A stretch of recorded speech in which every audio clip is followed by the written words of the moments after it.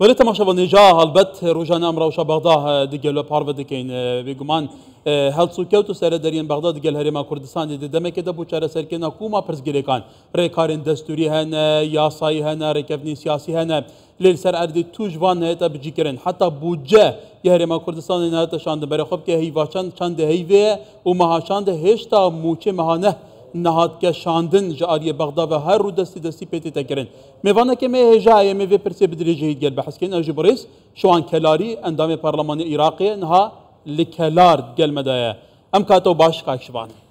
ام کاتت باش کاکشوان سپاس که لگل مانی ام کاتتان باش او بابتی کستا لنوان هریمی کردستان و بغداد جگه شمرا پرسی انفاقی فعلیه لبوجه هریمی کردستان و بشی هریمی کردستان پیتان وایا اگر انفاقی فعلی لپشکی هریمی کردستان جیا بکرێتەوە موچەی موشەخۆرانی هەرێمی کوردستان چارەسەر دەکرێت؟ بەڵێ زۆر سوپاس ئەم کاتەی ئێوە بینەرانتان باش بە تاکیدەوە یەکێکە لە چارەسەرەکان بە هەموو پێوەرێکە بێ لە دوای تەواوبوونی وەتڵەی تەشریعی کە لە نۆی یەک پەرلەمانە گەڕێینەوە دەوام ئەبێ ئیشی یەکەمی حکوومەتی فیدرال ئەنجومەنی وەزیرانی حکوومەتی فیدرال ئەوە بێ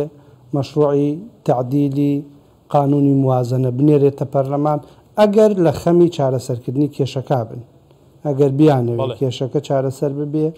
بیانەوێت ئەو غەدرە گەورەی لە فەرمانبەرانی هەرێمی کوردستان ئەیکەن ئەو غەدرە نەمێنێ ئەبێ کاری سەرەکیان ئەوە بێ بەزووی هەمواری قانونەکە بنێرنە پەرلەمان جا ئەو کاتیش ئەمێنێتەوە لەسەر پەرلەمان ئەگەر لەوێ هەم لە پشتەوە پەرلەمانتارانیان هان نەدەن گرفت بۆ تعدیلەکە دروست نەکەن چونکە ئێمە بینیمان قانونی موازنە لە ئەنجومەنی وەزیرانەوە هات کێشەی زۆر نەبوو ئیشکالی نەبوو بەڵام لە ناو لیژنەی مالی کۆمەڵی پەرلەمانتاریان هاندا وەکو هەمیشە وتومانە کۆمەڵی لوغمیان چاند کە ئێستاوە لوغمەکان ئەوە نەتیجەیە ئینفاقی فعلی بۆتە کێشەیەکی گەورە بەڵێ بە تعدیلکردن ئەکرێ بڵێن کێشەکە چارەسەر بڵێ کاک شوان هەڵبەت تەجروبەی پێشتریش هەیە ئەو پرۆژە یاسایانان ئەو یاسانەی کە پەیوەستن بۆ بەرژەوەندەکانی خەڵکی کوردستانەوە زۆر جارە لە پەرلەمانی عێراق زۆرینەی سیاسی لە دژی بەکارهێنراوە حتا ئێستا وەرەقەیەکی تری زەختیشیان بەدەستەوەی ئەویش دادگای فیدرالیە کەواتە تو کە پەرلەمانتاری ئیش لەگەڵ ئەوان دەکەنی پێت وایە ئەو عەقلیەت هەبێ فعلەن درک بەوە بکە کام کێشەیە چارەسەر بکرێت یاسای بودجە تعدیل بکرێتەوە خۆی من لە سەرەتاوە کە چوومەتە بەغدا بارودۆخەکەم بینیوە وەکووەڵێن کە ئیشمان لەگەڵیان ناکردووە گومانم لە عەقڵێتی ئەمانە هەیە ئەمانە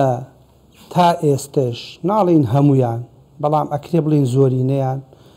یعنی کورد بە ئینسانی دەرەجە دووە زانن هەمیشە لە بۆسان بۆ ئەوەی کێشە بۆ کورد دروست بکەن یعنی وەکو هەرێمێکی فیدرال ئەسڵەن باوەڕیان بە بنەمای فیدرالی هەر نییە هەموو خەیاڵدان و ئەندێشەیان لای ئەوەیە مەرکەزیەت بگەڕێنەوە بۆ بەغدا ئەیانەوێت تەعاملێکی زۆر مەرکەزی بکەن ئەیانەوێ وەکو محافەزەت تەعامل لەگەڵ هەرێما بکەن یعنی ئەم بابەتی ئینفاقی فعلیە لە ڕاستیە ئەگەر حەقیقەتەوێ ئەمە ئەو کێشە گەورە نییە ئەوان کردویانتە کێشە چونکە باشە بۆ ئێمە کێشەیە بۆ ئەوان کێشە نییە موچەی فەرمانبەرانی ئەوان بۆ هی بەغدا بۆ دوان ناکەوێت جگەل لەوە گریمان ئەمە بڕگەیەکە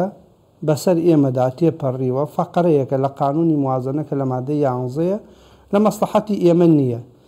باشە موچەی فەرمانبەران چۆن نەکرێت تێکەڵێن بابەتە بکرێت خۆ عێراق لە ساڵی 2022 قانونی موازنەی هەر نەبوو نەک فەقەرەیەکی تەواو نەبێ قانونی موازنەی هەر نەبوو باشە یەک دەقە موچەی فەرمانبەرانی خۆیانیان دواخست نەک ینی بەڕێک و پێکی موچەی فەرمانبەرانی خۆیاندا ئەمە ئەو ئەقڵێتەیە کە لە بەغدا بەداخەوە هەندێکی پاشماوەی ساڵا ئەو هەموو ساڵی سەرکوتکاریەیە ئەو بیئەیە کە عێراقی تایە هەندێکی دەستێوەردانی دەرەکیە هەندێکی کێشەی ناوخودی شیعەیە کێشەی ناوخودی کابینەکەیە کابینەی محەممەد شیع سوودانی بە شێوەیە لە شێوەکان خودی محەممەد شیع سوودانی و کابینەکەیشیان کردووەتە ئامانج گرفتەکان زۆرن بەڵام لە ئاخیرا ئەوەی دژی فەرمانبەرانی هەرێمەکرێ غەدرێکی گەورەیە و نادەستوریە و لە هیچ کوێی دنیا نەبووە حکوومەتێک لە ئەنجامی بڕگەیەک خەلەلێ لە بڕگەیە تێڕوانین و خوێندنەوەی جیاواز بۆ بڕگەیەک بێت فەرمانبەرانی هەرێمی کوردستان هەرێمێکی خۆی بکاتە ئامانج. جگەلەوە باشە فەرمانبەر چ زەنبێکی هەیە بۆ باجی ئەوە بدا کە خلافێک لە قانونێکا هەیە. فەرمانبەر ئەمە ئیستحقاقی دەوامی ڕۆژانەیەتی 30 ڕۆژ دەوامەکە ئەوێ ئەو موچەیە کە وەرێگرێ باشە بەڕێز شوان پێتان وایە عراق لەسەر ئەقلیەتەیە کە بێوێت موچەی فەرمانبەرانی هەرێمی کوردستان وەکو کارتێکی فشار بەرامبەر بە هەرێمی کوردستان بەکار بهێنێت لە ئەنجامدا کاتێک کە پەرلەمان کۆ دەبێتەوە کاتێک کە یاسایە تێدەپەڕێنرێت و زۆرینەی سیاسی دژ بە هەرێم بەکار دەهێنرێت هەرێمی کوردستان دەگەڕێتەوە بۆ جێبەجێکردنی دەستور و ئەو ڕێککەوتنانەی لە نێوان حکوومەتی هەرێمی کوردستان و عراق تا هەبووە. ئایا پرسی موچەی فەرمانبەرانی شەر بۆ ئاراستەیە دەڕوا یا دەکرێت چارەسەر بکرێت؟ ئەمێنێتەوە لای ئەوان نێتی ئەوان خۆی وەکوتم ئێمە دوای ئەوەی ڕێککەوتن کراوە نەوت ڕادەست کراوە هەردوو سەرۆکی حکوومەت لە کۆنفرانسێکی ڕسمیە بە بەرچاوی هەموو عراقیەکان و بەرچاوی هەموو دنیاوە لە بەغدا ڕێککەوتن ینی لە چوارچەوەی هاوپەیمانێتی ئیدارەدانی دەوڵەتە ئەم حکوومەتە پێکێنا خۆ ئەگەر پارتی نەبووایە و کورد نەبووایە ئەم حکوومەتە ممکنە بە ئاسانی پێک نهاتایە. ینی هەرچی شت هەیە حکوومەتی هەرێم بەڕاستی حوسن نێت پاکی خۆی پیشان داوە. ئەگەر نێتیان هەبێ چارەسەریکەن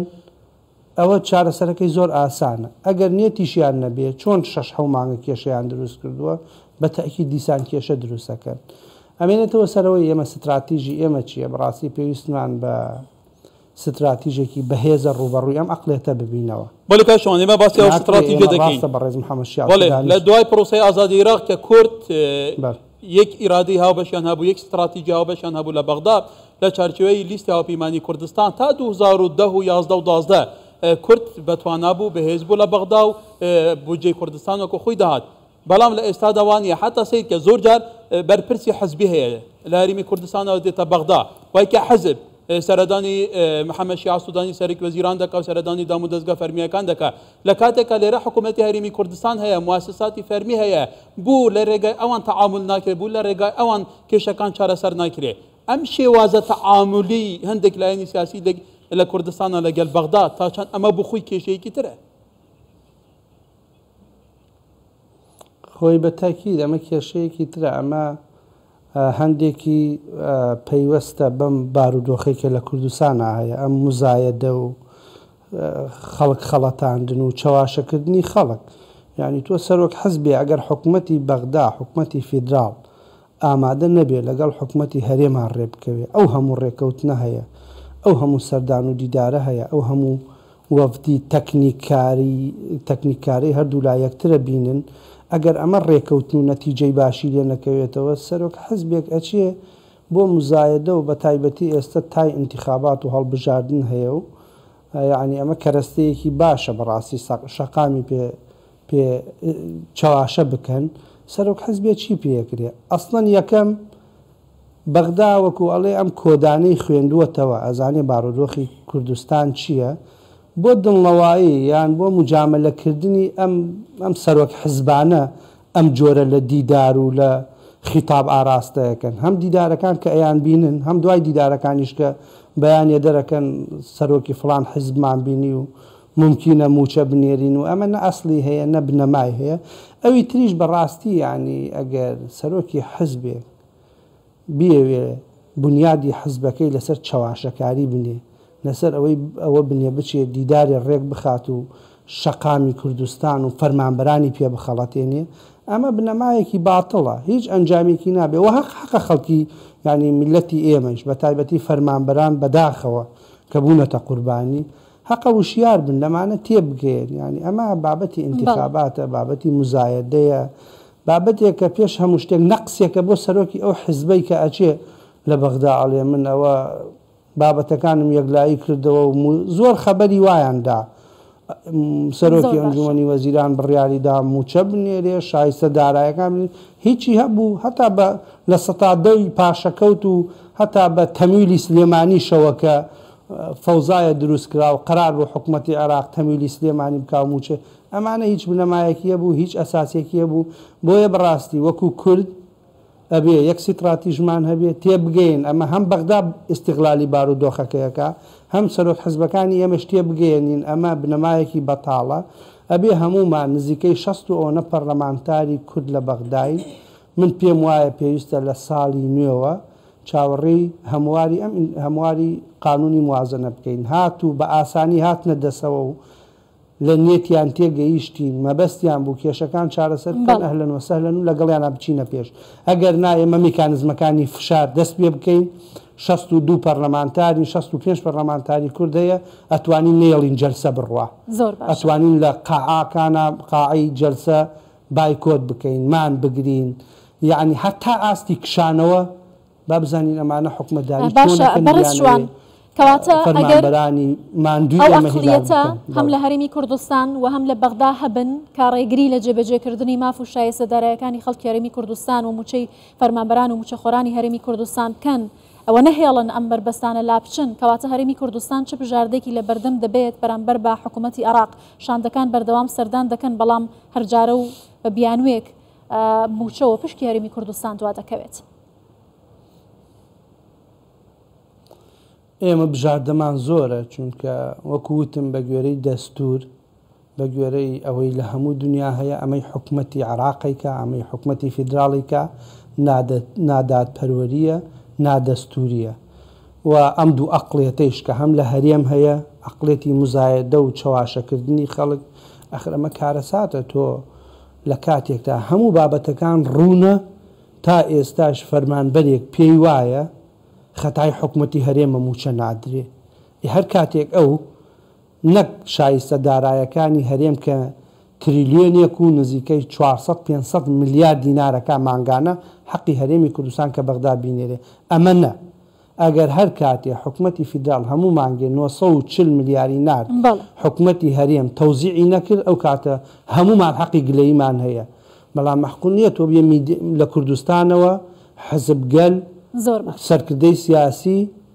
میدیایەک ئاراستە بکە خیتابی ئاراستە بکە فەرمانبەرێک کە بەڕاستی قوربانیە غەدری لێکرێ سەرڕای ئەوش بێ چواشە بکەی پێوا بێ خەلەلەکان لە هەولێرە لە بەغدا نییە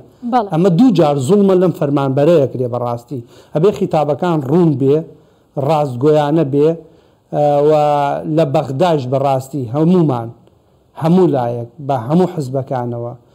هەڵوێستەکانمان یەک خەین یەک دەنگ و یەک هەڵوێست دژی ئەو ئەقلێتە ببینەوە کە لە بەغدا هەیە و فەرمانبەرانی هەرێمی کوردستانی کردووەتە ئامانج و موچەی فەرمانبەران جیا بکرێتەوە لە ململانێ سیاسەکان و ببێتە یەک پاگێج لەسەر ئاستی عێراقا موچەی فەرمانبەرانی بەغدا و بەسرە چۆن 30 ڕۆژجارێکە درێ موچەی فەرمانبەرانی هەرێمی کوردستانیش 30 ڕۆژجارێک بدرێت. بەڕێز شوان کەلاری ئەنجامی ئەنجومەنی نوێنەرانی عێراق لە کەلارەوە لەگەڵ کوردستان 24 بووی زۆر سوپاس.